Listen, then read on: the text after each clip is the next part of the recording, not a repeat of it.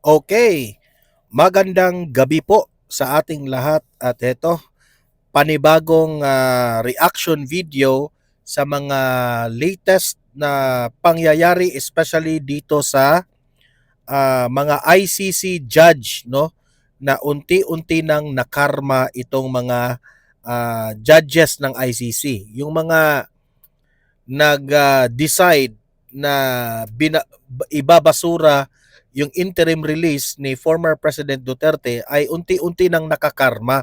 Okay?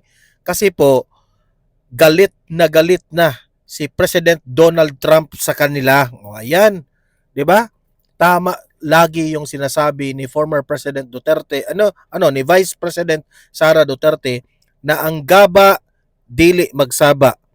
Kaya yan sina Attorney Conte, sina De Lima, sina Trillanes, yung sina Franz Castro na batikos lang ng batikos sa kalagayan ni former President Duterte, ay may panahon rin kayong makakarma kayo.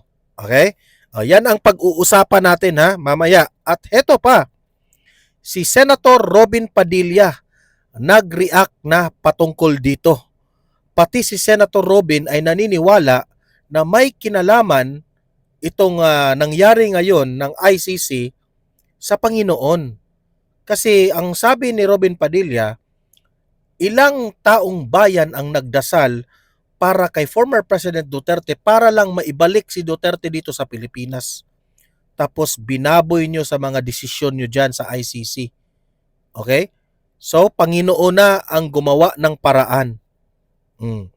Grabe. Ang ICC ngayon ay tagilid sila ngayon. Ha? Mukha yatang mabubuwag itong ICC na ito. Okay? Yan, pag-usapan natin mamaya itong sinabi ni Robin. At heto,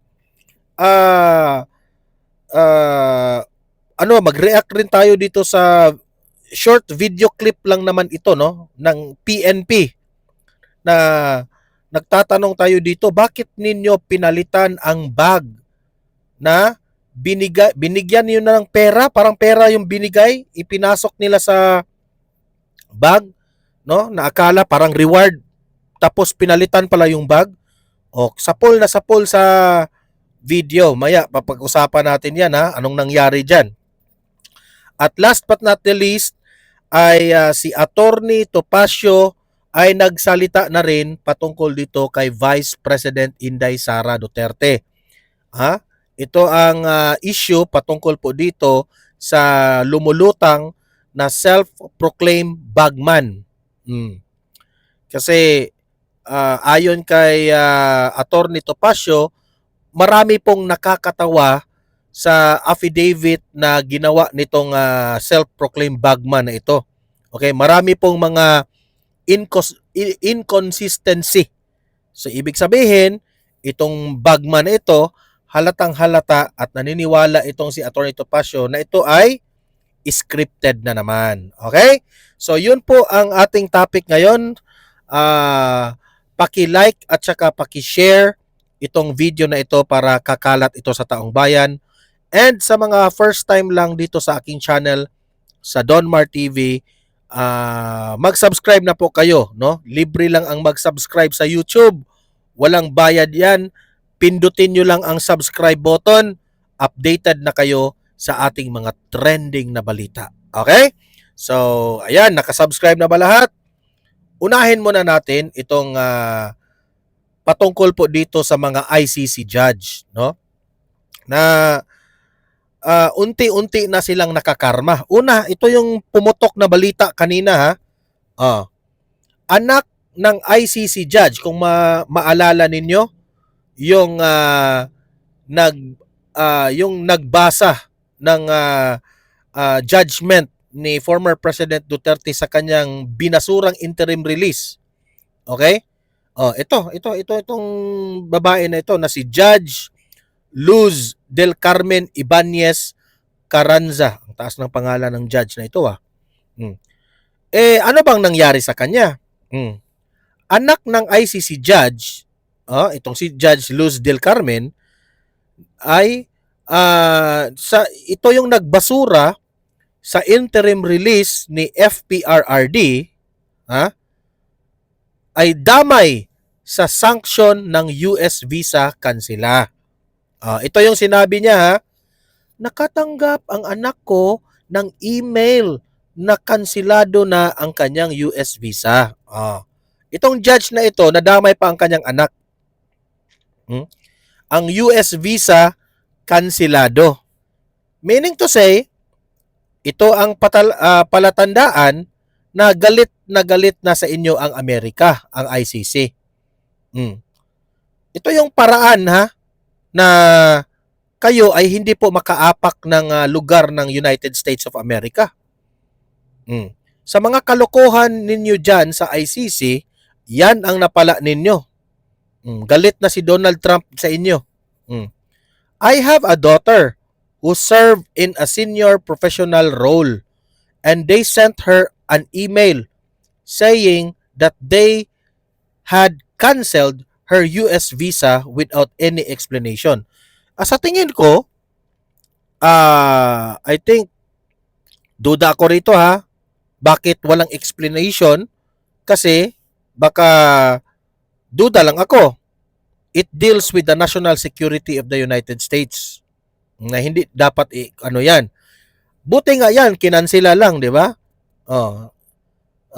Hindi talaga itinaboy. Kasi, ang kawawa dyan, kapag ang anak mo ay pinapupunta pa doon sa Amerika tapos pinababalik sa lugar ninyo, yan ang mas nakakasakit. Buti na nga yan na kinansila pa. 'Di ba? So duda ako rito, ito yung nagpapatunay na kayong mga taga ICC hindi nyo makokontrol kami. Kami, ibig sabihin ang pinatutungkulan ko dito ang Amerika. Okay? Ano bang ginawa ninyo diyan? 'Di ba? 'Di ba may history rin kayo? Anong sabi ng Amerika? Ayaw namin makipagmiyembro diyan sa ICC na 'yan kasi hindi consistent ang mga ginagawa ng ICC. Tapos yung mga judges diyan, wala naman, ang baba ng mga kredibilidad. Tingnan niyo yung si Judge Khan. Ano yung kaso niya? 'Di ba? Karapat-dapat ba na ang isang judge na may history pala ng ay, malaswa talaga. Ewan ko na lang. So ito, nagpapatunay na galit na galit ang Amerika ngayon sa ICC. Yan lang ang maiisip ko dyan ha. At heto pa, meron pa. Akala nyo, ito lang? Ito pa. Ito yung full na balita. Patungkol dyan. Ilakihan natin. Ito. Yan. Yan. Sabi dito ng binalita ito, no? US President Donald Trump will sign an executive order on Thursday to sanction the International Criminal Court. I-sanction raw nila yung International Criminal Court, sabi ni Donald Trump, no? Ano ba ang dahilan? Bakit i-sanction nila yung ICC? For targeting the United States and its allies such as Israel, a White House official said. Kasi po, nangingialam sila dito sa Israel. At sino ba itong country na Israel? Ang Israel lang naman ay isa sa mga ally ng Amerika. E di syempre, kung i-disrespect ng ICC itong Israel, di syempre kakampihan ng mga taga-Amerika.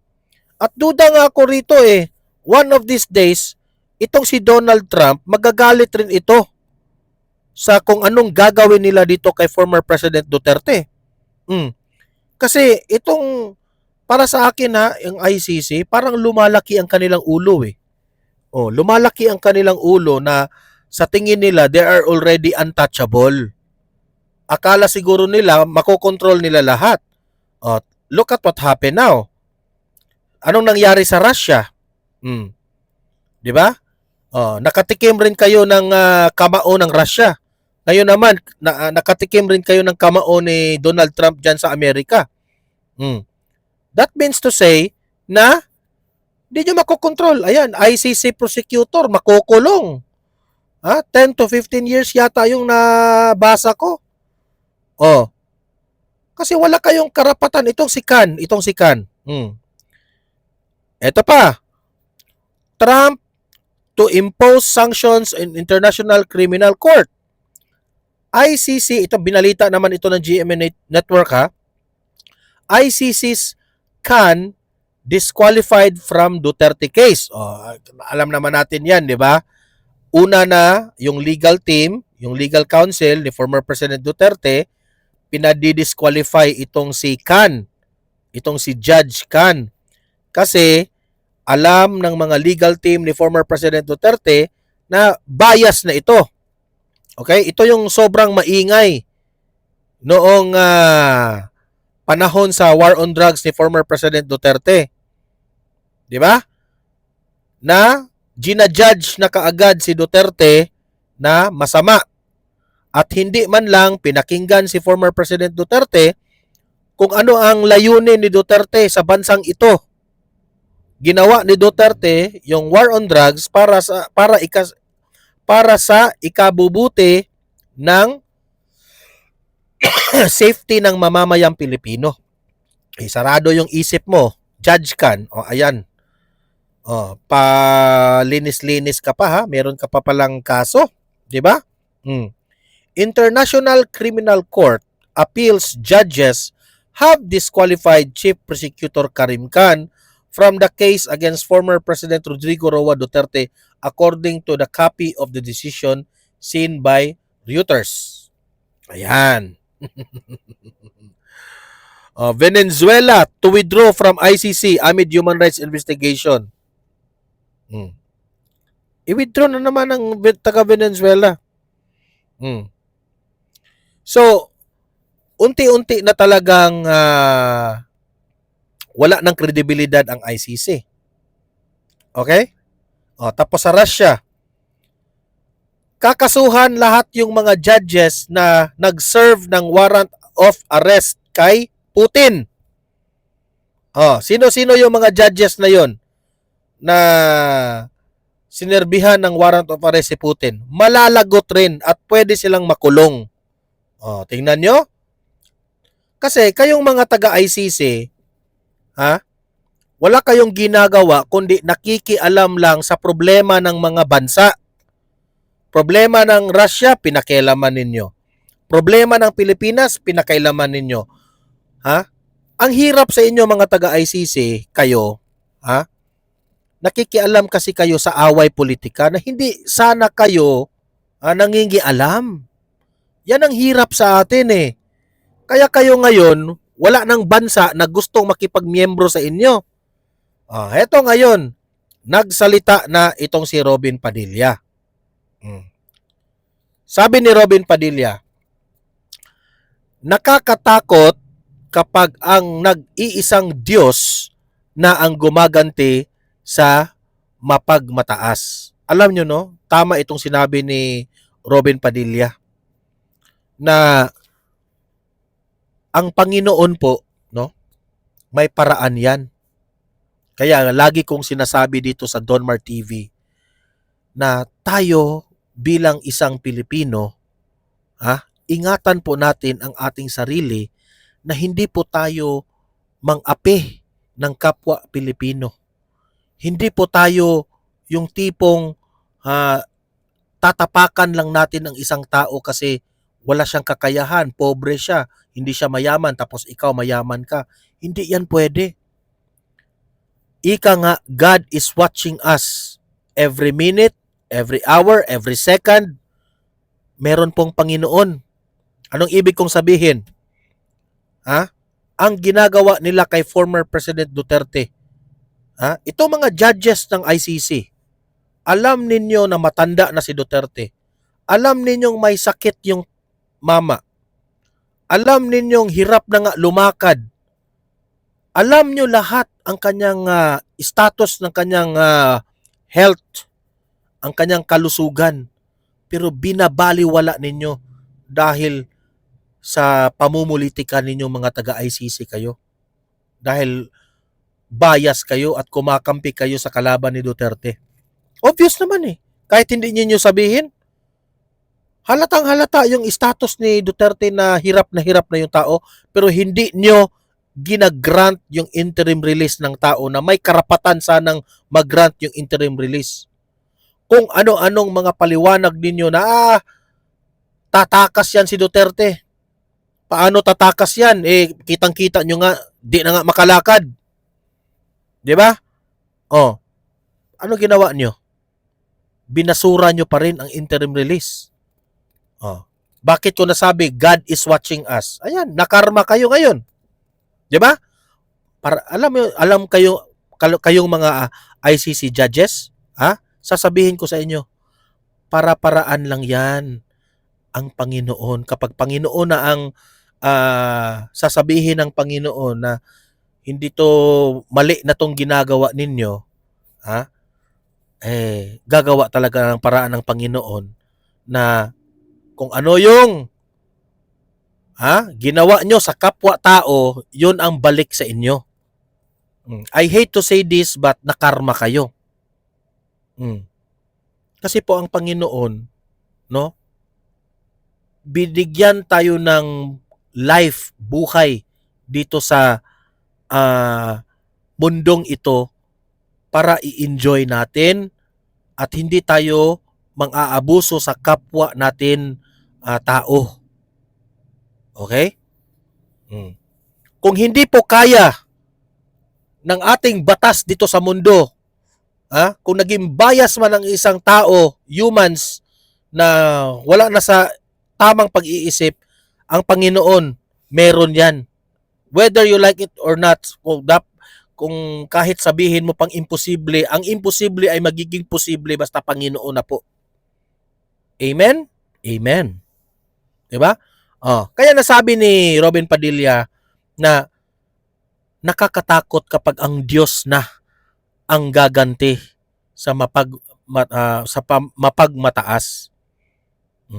Kaya lagi ko yung sinasabi dito sa Donmar TV. Wag na wag tayong look at what happened doon sa kapatid ni Pokwang. Yung pobreng nangangariton, kasama pa yung kanyang anak umiiyak. Ano ginawa? Sinaktan pa nung nakakotse. Anong nangyari ngayon? Wala pang 24 hours, karma ka agad. Kinuha yung LTO. I don't know kung kakasuhan yun, di ba? Ganun lang. Ganun lang kadali kapag ang Panginoon na po ay is just a snap of a finger. Baliktad lahat yan. Okay? Sabi pa dito, yung nakakatakot kapag nag-iisang Diyos na nag-iisang Diyos na ang gumaganti sa mapagmataas, makapangyarihan at walang puso. Ibig sabihin ni Robin Padilla dito, ang ICC walang puso, di ba? Day of reckoning. Yan, maalala natin yan. Sinabi ito ni former President Duterte. You are crucifying an 80-year-old man, which is si Tatay Digong. You denied him the house arrest that the Filipinos are demanding. Mga Pilipino na ang nag-pray, ang nag-demand na i-house arrest na lang kasi sasagutin naman ni Tatay Digong lahat ng mga akusasyon ng mga kalaban. Hindi naman niya ito iniiwasan. In the first place, kusang loob si Tatay Digong na umakyat sa eroplano. Hindi po siya dinala ng mga kapulisan o mga taga-ICC pa na finorce siya para pumunta doon sa daig. Kundi kusa siyang lumakad, no? Inano pa nga, inalalayan pa nga kasi halos nga hindi makaakyat sa eroplano, di ba? Those are prayers stained with tears. Totoo, tama yan. Yung panahon sa interim release, akala ninyo, ganun lang kadali ninyong ibabasura yung interim release?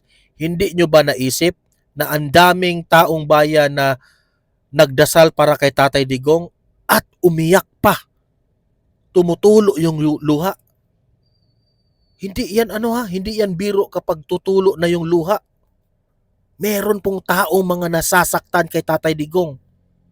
Oh. Asking for justice from the Lord, the Creator. Marami pong nagdadasal kay Tatay Digong. Pero binabaliwala ninyo. Humingi po ng prayers ang taong bayan sa Panginoon. Alam nyo yan, mga taga-ICC, pero wala kayong ginagawa. Anong nangyari ninyo ngayon? Ha? Anong nangyari ninyo ngayon? Nakarma kayo, di ba?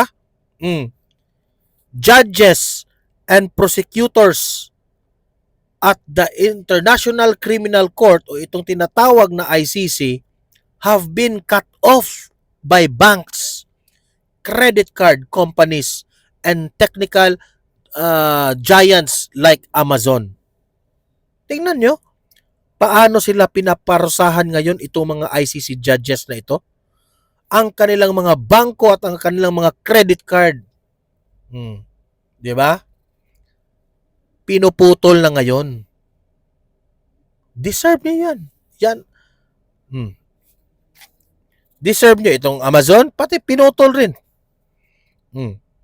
Deserve nyo yan.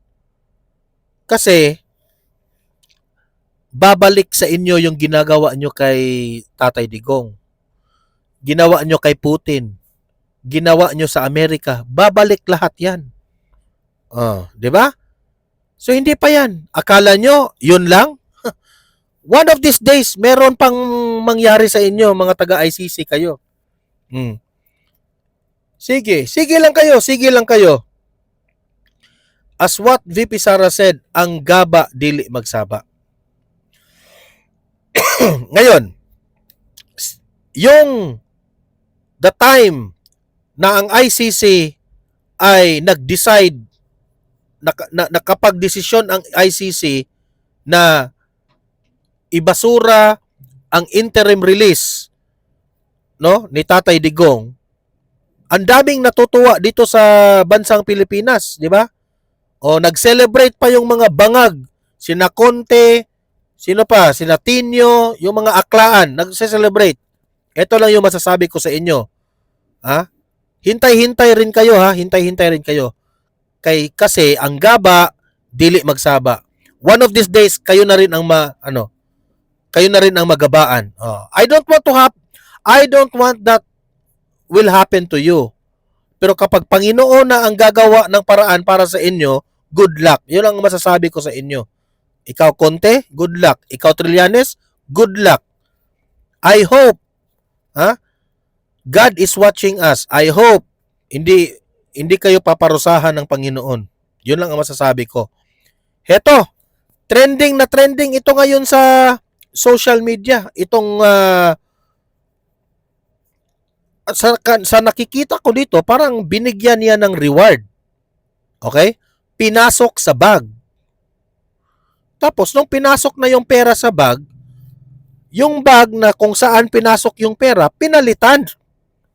So, hindi ko maintindihan. Anong programa ito? What event is this na nagbibigay kayo ng pera? Pera yung tingin ko dyan eh. Tingnan nyo kayo nang humusga. Tingnan nyo, kanya-kanyang trip yung mga nasa gobyerno.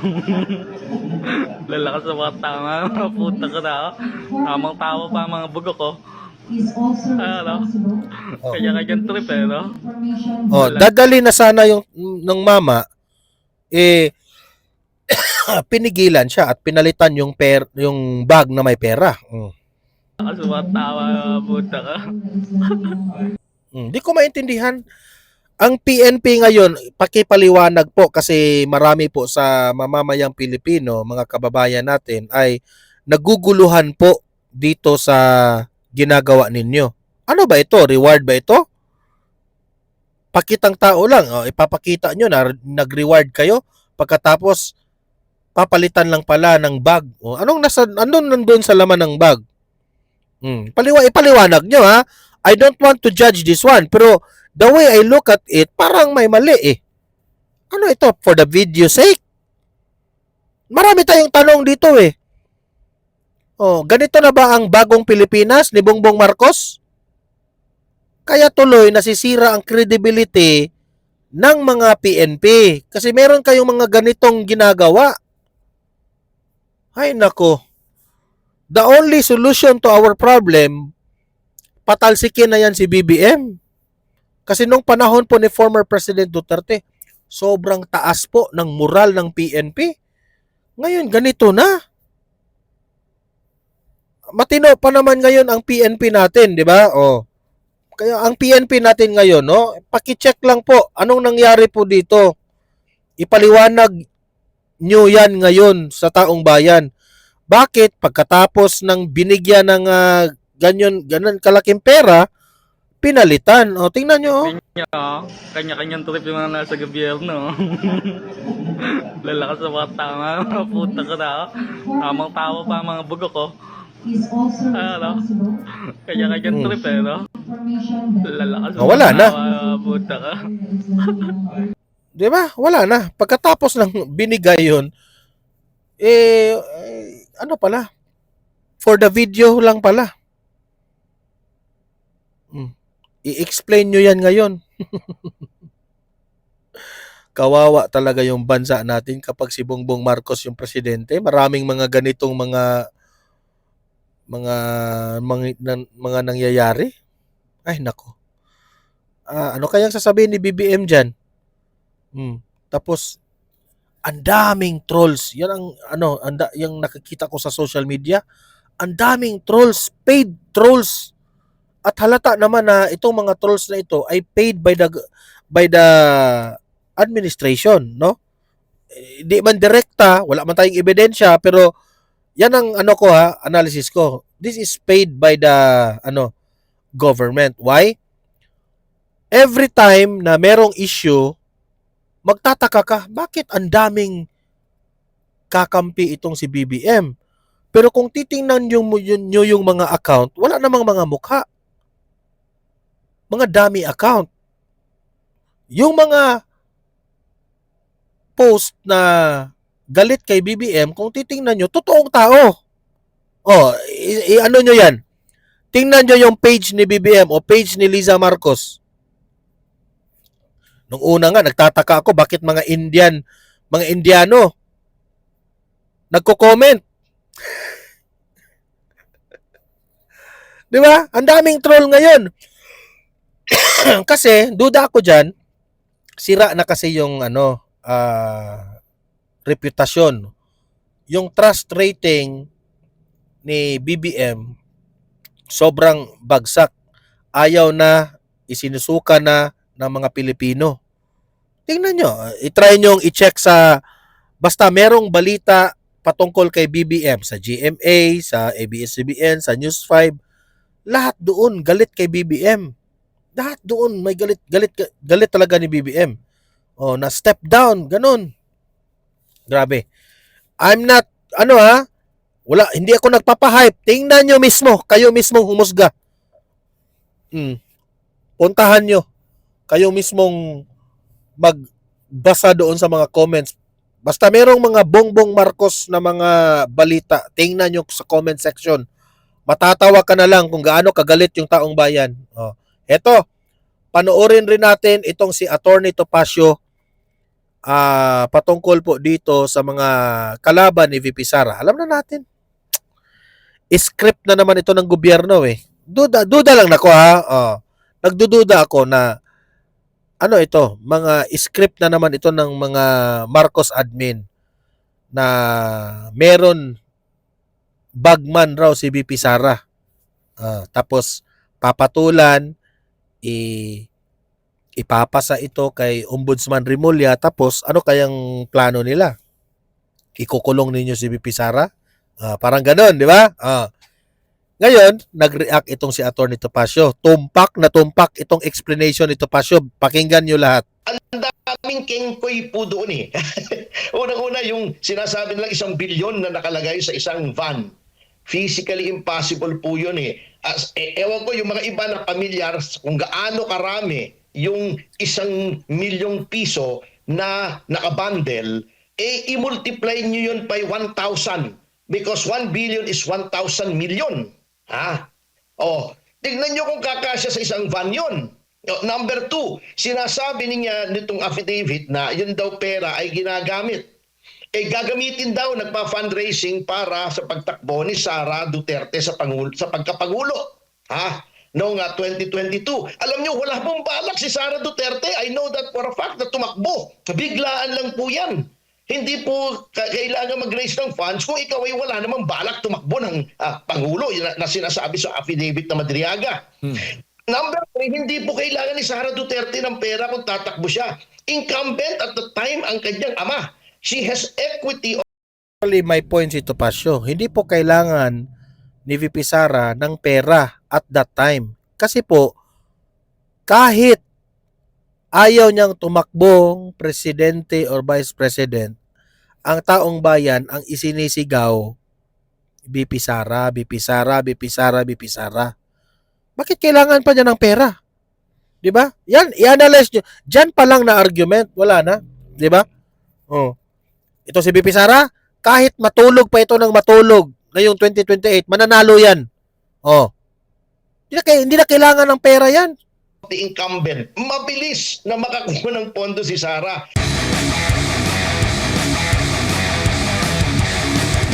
Yung paglantad ho ba o paglalabas ng sworn statement o affidavit ni Ramil Madriaga, yung di umano'y bagman daw ni Vice President Sara Duterte ay lehitimo para po sa inyo. Anong masasabi po ninyo?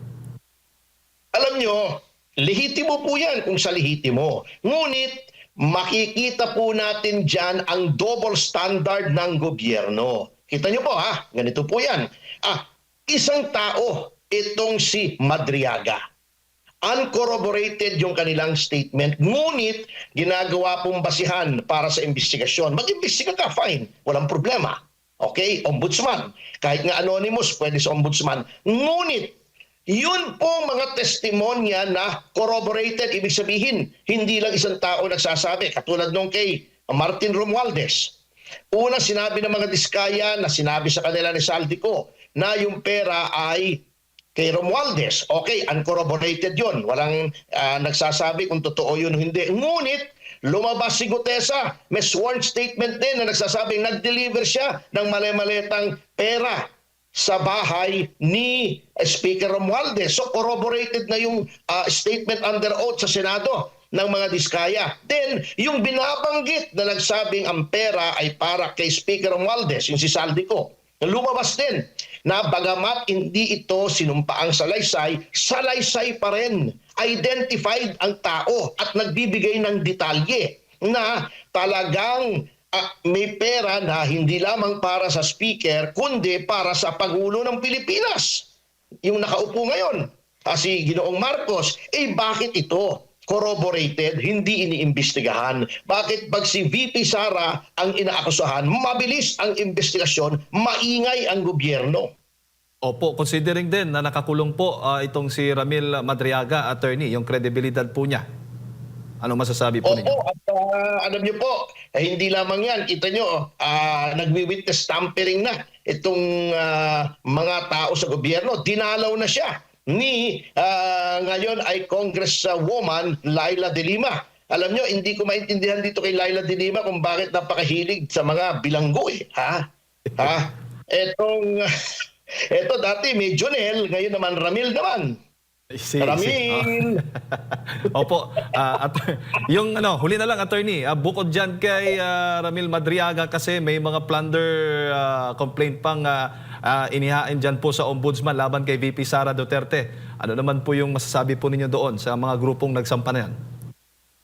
Alam nyo, nakakatawa yung mga grupong yan pero wag na nating puntahan yung karakter ng mga grupo. Mga kengkoy po talaga yan. Isang paring dating adik, isang pare si Robert Reyes na alam nyo po si Robert Reyes, kilala ko po yan, nakasama ko rin yan sa VACC. Lahat ng issue, sinasamahan yan. Publicity hound yan Gustong-gusto niya nakikita sa television yung pagmumukha niya.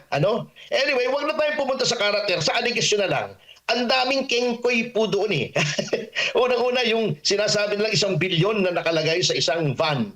Physically impossible po yun ewan ko yung mga iba na pamilyar kung gaano karami yung 1 milyong piso na nakabundle, i-multiply nyo yun by 1,000 because 1 billion is 1,000 million. Ha? Oh, tignan nyo kung kakasya sa isang van yun. Number 2, sinasabi niya nitong affidavit na yun daw pera ay ginagamit.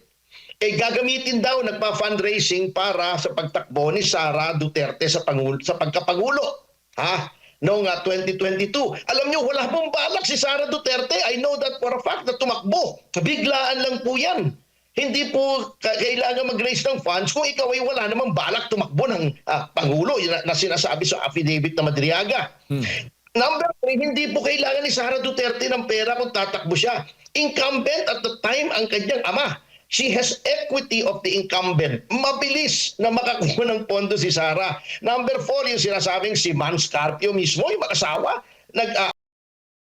Actually, may point si Atty. Topacio doon, no? Ang dami ng supporter si VP Sara, no? Bakit kukuha pa siya ng pera dito sa Pogo at dito sa drug dealer? Imposible pa siyang masasabit dyan kung dyan sa kukuha ng pondo, no? And actually, kapag number 1 ka sa rating ng pagkapangulo o vice presidente, hindi mo na po problemahin ang suporta. Kasi marami na po ang magbibigay, especially mga businessman, mga business owners, mga big companies. Susuporta yan. Ang daming suporta ni VP Sara. Bakit mas pipiliin pa niya yung masasabit siya sa Pogo, tapos sa drug dealer? Diba? Doon pa lamang tama itong sinabi ni Atty. Topacio. Oh. So sablay itong si Madriaga. Ha? Halata na binabayaran ito. Iba, in the first place, bakit tayo maniniwala dyan? Preso yan Diba? Wala talaga. Hindi. Sa totoo lang, hindi yan. Hindi uubra itong Madriaga na ito na nila, self-confessed bagman. Tingnan lang natin. ayos ng logistics, yung pag-distribute ng shabu. Napakahirap po yan paniwalaan yun. Alam nyo, pati yung sinasabing classmate na si Sara Duterte. Nung panahon yun, mag-classmate sila, 12 years old lang pala si Sara. Alam nyo, all of these things taken together, at hindi lang po yan, maraming, hindi ko na po kikwento at maubos po yung inyong panahon. Pag tinignan nyo yung affidavit, matatawa po talaga kayo sa inconsistencies at sa incredibility. Alam nyo po, merong provision sa law o principle sa law na testimony must not only come from a credible witness. It must be credible in itself. Ito, incredible na nga yung witness, incredible pa yung testimonya. Saan tayo pupunta? Kunin na lang nating prosecutor sa Incredible Hulk. Oo, last na lang talaga. Follow up lang doon kay Madriaga. Attorney, may possibility ba kayong nakikita ba na gawing state witness itong si Ramil Madriaga laban kay VP Sara? Maari po yan. Anything is possible kapag ang pinag-usapan na natin ay itong ombudsman. Sapagkat ang ombudsman po natin anything is possible din yan. Sapagkat kung susundin ang batas, hindi dapat Bendalo. na-appoint yan. Pero binraso nila yan, pinilipit nila yung batas para ma-appoint yan. Correct. In other words, ang ombudsman, since pinilit lang siya ng Malacanang, ang utang na loob niya, he is beholden to Malacanang. He will do whatever Malacanang says. Correct. At yung sinasabi ng Malacanang na wala silang kinalaman dyan, may principle din po sa law na kung sinong Wala raw kinalaman ang Malacanang patungkol dito kay Madriaga. Ewan ko na lang sa inyo. Ayan. Kung tatanggapin ito ni Ombudsman Rimulya, halata na, obvious na, wag na tayong magbulahan. makikinabang sa isang act, sa isang pangyayari, siya yung presumed na gumawa ng pangyayari. Halimbawa ako, halimbawa isang tao, meron siyang karibal sa pag-ibig at may nangyari doon sa kanyang karibal, sino makikinabang? Siya. May presumption na siya ang gumawa. Ganito rin po, sino ba makikinabang kapag na-disqualify, na-prosecute, na-impeach si pangwalawang Pangulong Sara Duterte? Siyempre, yung tao na papalit sa kasalukuyang presidente sapagkat natatakot na po itong administrasyon na kapag ang pumalit po kay Pangulong Marcos ay hindi nila kontrolado, ay katakot-takot na pagpapaliwanag sila sa hukuman sapagkat napakarami po nilang krimen ginawa dito sa kasalukuyang administrasyon. Patong-patong po yan. Alright, attorney, siguro huling mensahe po ninyo, Christmas message po ninyo sa ating mga kababayan. Malapit. Ayan So malinaw na malinaw yung reaction ni Attorney Topacio patungkol po dito sa self-proclaimed bagman. Halata, ang dami pong katawa-tawa at sablay na mga pahayag, affidavit nitong si bagman na si Madriaga. Okay? So kayo nang humusga, taong bayan. Sa tingin ninyo, kapanipaniwala ba itong si Ramil Madriaga na di umano sa bagman talaga ito ni VP Sara? O kung hindi kayo naniniwala, ilatag nyo argumento nyo sa comment section at babasahin natin yan. Okay? Paki-like at saka paki-share itong ating vlog para marami po ang makaalam, marami po ang aware sa mga nangyayari ngayon sa ating bansa. At sa mga first time dito nanood sa aking channel sa Donmar TV, mag-subscribe na po kayo kasi libre lang po ang mag-subscribe, walang bayad yan, updated pa kayo sa ating mga balita. Okay? See you in my next video. Have a great day, have a great night. God bless po sa ating lahat. Mabuhay ang Pilipinas and God save the Philippines. Bye-bye!